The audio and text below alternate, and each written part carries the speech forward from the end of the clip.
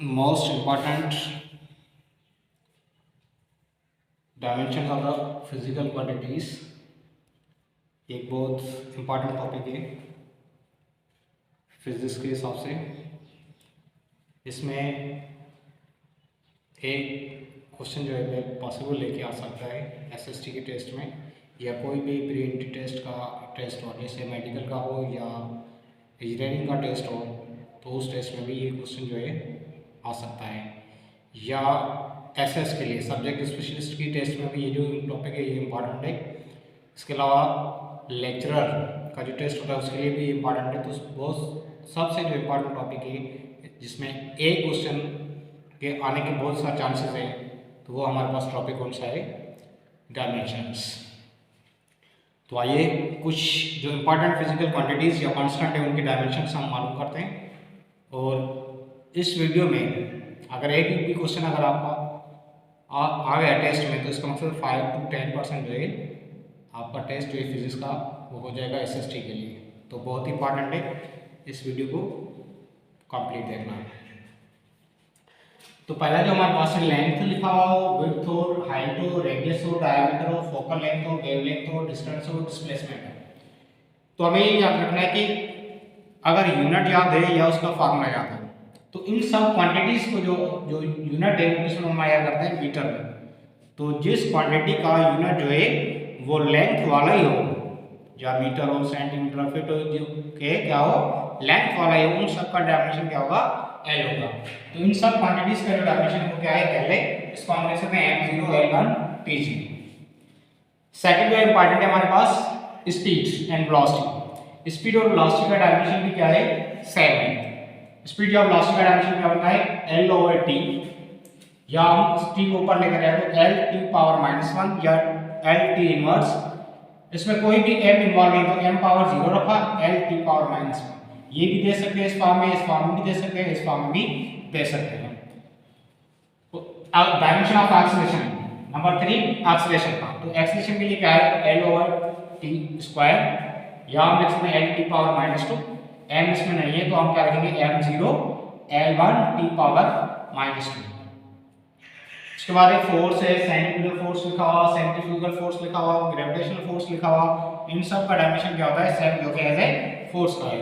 तो ml/t, मास times acceleration. मास के लिए क्या है हमारे पास कैपिटल M है, और टाइम के लिए क्या, और एक्सीलरेशन के क्या है l/t²। तो ml/t², अगर t² का हम ऊपर लेकर जाएंगे तो ml⁻²। ये जो वेट का भी आप लिख सकते हैं, ये जो डायमेंशन किसका है, वेट का भी। तो वेट भी क्या है, फोर्स है, तो वेट का dimension, force, centrifugal force, centrifugal force, gravitational force, इन सब का डायमेंशन क्या होगा, ml/t² या ml⁻²। उसके बाद है वर्क के काइनेटिक एनर्जी, पोटेंशियल एनर्जी, कोई भी एनर्जी की फॉर्म है, उनका डायमेंशन क्या होगा, ml²/t²। Force into displacement. तो फोर्स के लिए क्या होता है, ml/t² इनटू हम क्या करेंगे, तो ml²/t²। जैसे हमारे पास वर्क के लिए क्या है, F × d। तो फोर्स के लिए क्या होता है, ml/t² इनटू d के लिए क्या है, d, डिस्प्लेसमेंट तो है, तो ml²/t²। तो ml²/t² यहाँ पे क्या लिख सकते हैं, ml²t⁻⁻2। उसके बाद है पावर का। पावर हम क्या करेंगे, वर्क डन पर time, rate of doing work, rate of doing. तो वर्क का जो निकाला उसके अपन क्या करेंगे, डिवाइड बाय t करेंगे, तो क्या बनेगा ml²/t²। तो वर्क डिवाइड बाय टाइम, तो डिवाइड बाय t करेंगे, एक और t बढ़ जाएगा, तो t × t², t³। तो अपन क्या है, t³। तो ml²/t³, या क्या लिख सकते हैं, ml²t⁻⁻3। उसके बाद ये बहुत इंपॉर्टेंट है कि आ सकता है पॉसिबल है यूनिवर्सल ग्रेविटेशनल कांस्टेंट का डायमेंशन। तो यूनिवर्सल ग्रेविटेशनल कांस्टेंट का जो डायमेंशन निकालने के लिए क्या होता है, ये फार्मूला है, law of universal gravitation G m1 m2 divide by r²। तो यहाँ पे क्या है, फोर्स के लिए क्या होता है, ml/t²। ये r जो है वो अपान में उस साइड आएगा मल्टीप्लाई, तो उसका डायमेंशन क्या होगा, l²। और m1 और m2 इस साइड मल्टीप्लाई, उस साइड हो जाएगा डिवाइड में। ये m एक के लिए, सेकंड के लिए m क्या बचा, g। एक m में कैंसिल होगा, तो ये m ऊपर जाएगा, तो ये m ऊपर गया तो m inverse L square into L cube और नीचे क्या बना टी स्क्वायर टी पावर -1। तो ये m inverse L cube T power -2 ये किसका है यूनिवर्सल ग्रेविटेशनल कांस्टेंट का। उसके बाद है हमारे पास स्प्रिंग कांस्टेंट या सरफेस टेंशन। स्प्रिंग कांस्टेंट क्या है according to Hooke's law F is equal to kx। So हमें किसका चाहिए k का चाहिए F ओवर x। F के लिए क्या है m l t power -2 divide by x square length है l l में एक्चुअली m t पावर -2 या हम लिख सकते हैं m अपॉन t स्क्वायर। तो m अपॉन t स्क्वायर या m t पावर -2 या l जो प्रेजेंट नहीं है तो हम क्या लिखेंगे m l 0 t पावर -2। उसके बाद प्रेशर या स्ट्रेस फॉर्मूला क्या है प्रेशर का pressure is equal to force per unit area. Force के लिए क्या है m l over t square divide by area के लिए l स्क्वायर। तो एक कैंसिल होगा बाकी बचेगा एक क्या है m अपॉन l ये t पावर -2 उसका हम ऊपर लेके जाएंगे m l power -1 t power -2। तो ये किसका बना प्रेशर का या स्ट्रेस का जो डायमेंशन है सेम। कभी कभार ऐसे भी कहते हैं कि which pair contains the same dimension which pair contains the same dimension. जैसे यहाँ पे प्रेशर और स्ट्रेस का सेम है स्प्रिंग कांस्टेंट k और सरफेस टेंशन का जो डायमेंशन है वो सेम है। Potential energy kinetic energy work ये जो पेयर बनेगा इनका डायमेंशन क्या होगा सेम होगा। स्पीड और वेलोसिटी का डायमेंशन क्या होगा सेम होगा। तो इस पेयर के फॉर्म में दे सकते हैं। उसके बाद लीनियर मोमेंटम और इंपल्स का इसका लीनियर मोमेंटम और इंपल्स का जो डायमेंशन होगा वो सेम। तो लीनियर मोमेंटम के लिए फार्मूला क्या है p mv m वेलोसिटी के लिए क्या है l ओवर t। तो m l t पावर -1 तो m l अपॉन t या m l t पावर -1 जो इसका डायमेंशन है लीनियर मोमेंटम का या इंपल्स का।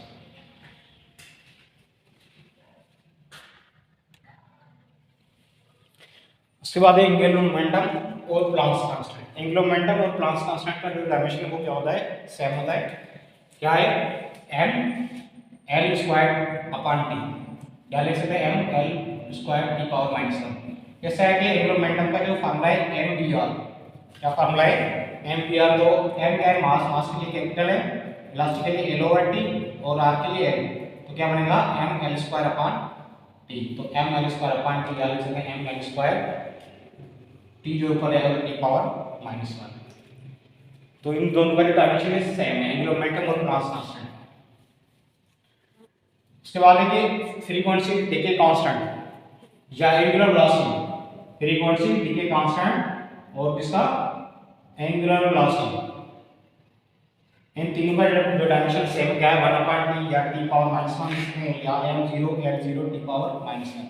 उसके बाद चार्ज के लिए फार्मूला क्या है q upon t is equal to I then I into t is equal to q। तो चार्ज का डायमेंशन क्या होगा करंट का I और t के लिए क्या होगा कैपिटल T। तो चार्ज का डायमेंशन क्या होगा I into t। उसके बाद इलेक्ट्रिक फील्ड स्ट्रेंथ का फार्मूला है E is equal to force per unit charge. तो फोर्स के लिए क्या है m l t power -2 upon charge के लिए क्या है I into t। तो ये m सेम ये l सेम ये t पावर -2 है ये ऊपर जाएगा t पावर -3 और ये I ऊपर जाएगा तो पावर I पावर -1। उसके बाद electric field intensity is equal to electric flux का क्या है फार्मूला होता है phi is equal to E into delta I। तो E का हमने मालूम किया है E का क्या मालूम किया m l t power -3 I power -1। ये एरिया का डायमेंशन क्या होता है l स्क्वायर। तो यहाँ पे l स्क्वायर से मल्टीप्लाई करेंगे तो क्या बनेगा l क्यूब। तो m l cube t power -3 I power -1। उसके बाद इलेक्ट्रिक पोटेंशियल या EMF या मोशनल EMF या बैक EMF या इंड्यूस EMF इलेक्ट्रिक पोटेंशियल या वोल्टेज क्या लिखा हुआ वोल्टेज भी लिख सकते हैं। तो voltage electric potential EMF motional EMF या बैक EMF इन सब का डायमेंशन क्या होता है सेम। तो फार्मूला है इलेक्ट्रिक पोटेंशियल का work done per unit charge तो वर्क के लिए क्या है m l square t power -2 charge के लिए क्या है I into t। तो ये m l स्क्वायर सेम रखा ये t ऊपर जाएगा तो t पावर -3 ये I ऊपर जाएगा तो I पावर -1। तो ये हो गया इलेक्ट्रिक पोटेंशियल का। उसके बाद है मैग्नेटिक फील्ड का। तो मैग्नेटिक फील्ड के लिए हमारे पास फार्मूला क्या है कि अगर जो कोई भी charge particle uniform magnetic field में एंटर होगा तो उस पर क्या लगेगी फोर्स। तो उस फोर्स का फार्मूला है F equal to Q V P sine theta. तो साइन थीटा जो होता है वो डायमेंशन लेस है, इसलिए सिंपल हमें किसका चाहिए बी का चाहिए। तो B equal to F upon Q V. F के लिए क्या है M L T power minus two upon charge के लिए क्या है आई इंटू टी, और ये इस वी के लिए क्या है L T power minus one. ये टी टी में कैंसिल होगा, बाकी ये एल एल में भी कैंसिल होगा। तो सिंपल क्या बचेगा एम एम, ये टी पावर माइनस टू आई ऊपर जाएगा तो आई पावर माइनस वन। उनके बाद रेजिस्टेंस। तो रेजिस्टेंस के लिए हमारे पास क्या है V is equal to I R according to Ohm's law. हमें किसका चाहिए रेजिस्टेंस का R का चाहिए, तो V अपॉन I। तो V जो ये हमने मालूम किया इलेक्ट्रिक पोटेंशियल जो है उसके लिए क्या है ml square t power minus three I power minus one. तो अपॉन एक और I करेंगे तो क्या बन जाएगा, इसको अगर अपॉन में I करेंगे तो ये क्या बनेगा पावर ऊपर चला जाएगा, ये वन माइनस का ये एक के ऊपर जाएगा तो माइनस का टू, ये रखा माइनस का टू के इक्वल। उसके बाद है कैपेसिटेंस। कैपेसिटेंस के लिए क्या है Q is equal to C V. Q is equal to C V. So Q is equal to C V. हमें किसका चाहिए C का चाहिए, तो Q अपॉन V।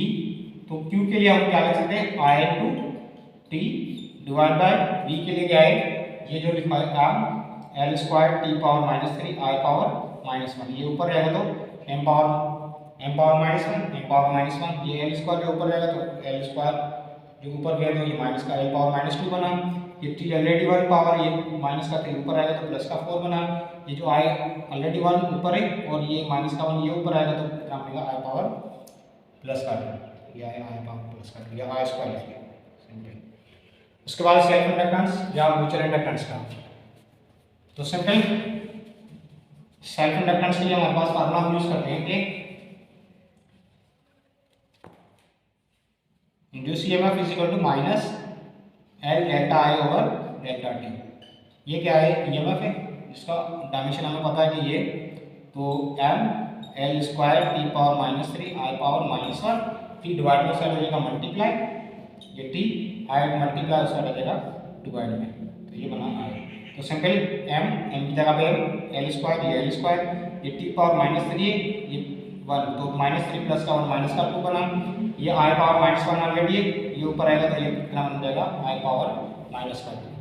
तो ये जो हमारे पास 20 बहुत ही इंपॉर्टेंट जो डायमेंशन है, ये किसी भी एसएसटी वाले टेस्ट या हमारे पास जो है सब्जेक्ट स्पेशलिस्ट का टेस्ट या लेक्चरशिप का टेस्ट या हमारे पास जो ईकेट का टेस्ट है या मेडिकल का एंट्रेंस टेस्ट है, उसमें भी ये एक या दो क्वेश्चन जो है लाजमी इसके डायमेंशंस करते हैं। तो ये जो इंपॉर्टेंट डायमेंशंस है ये लाजमी आपको याद रखने चाहिए किसी भी टेस्ट को में। अगर एक या दो क्वेश्चन आ रहा है इसका मतलब 5 से 10% जो टेस्ट का इस डायमेंशन में इंक्लूड होगा।